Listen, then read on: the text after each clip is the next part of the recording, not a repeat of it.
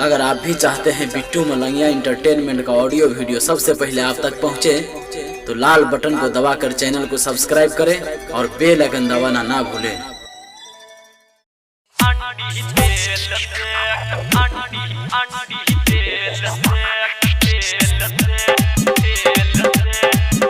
अखन अपने सब सुन रहा छी बिट्टू मलंगिया इंटरटेनमेंट के।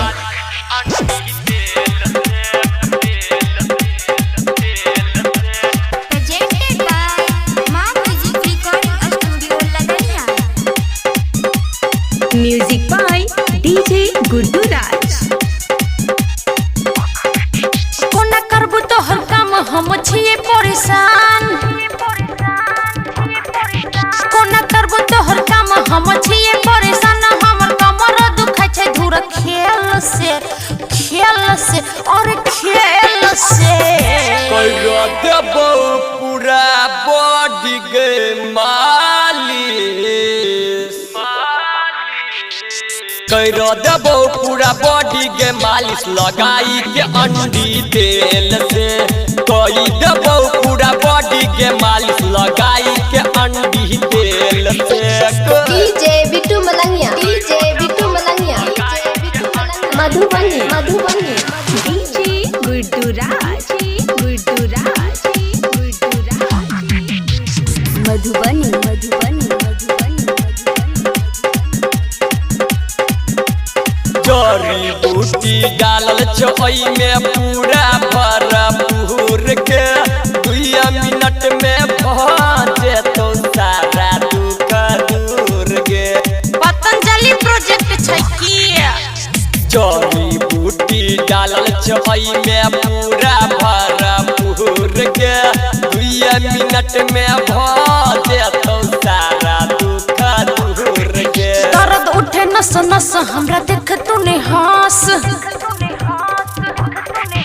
दर्द उठे नस नस हमरा देख तूने हंस। माथा फूटे लगी झूठे के झमेल से, झमेल से, झमेल से। कइरा देबो पूरा बॉडी के मालिश, कइरा देबो पूरा बॉडी के मालिश लगाई के अंडी तेल से। कइ देबो पूरा बॉडी के मालिश लगाई के अंडी तेल से। DJ Bittu Malangiya, DJ Bittu Malangiya, Madhubani Madhubani DJ Guddu Raj, Guddu Raj, Guddu Raj. Madhubani Madhubani writer कमले से कहै छै गोरकी तेल छै बड़ नीक गे। सत्यम सिंह हम लगे तो जे हाथ से भऽ जेबे तू अब ठीक गे। राइटर कमले से कहै छै गोरकी तेल छै बड़ नीक गे। सत्यम सिंह हम लगे तो जे हाथ से भऽ जेबे तू अब ठीक गे। मन लागे नया निक केला काम तूने ठीक, हम मन लागे नया निक केला काम तूने ठीक। कहू चंद्रिका ठीक नहीं है तो तेल से, तेल से, हेर तेल से। कइरा देबो पूरा बॉडी के मालिश,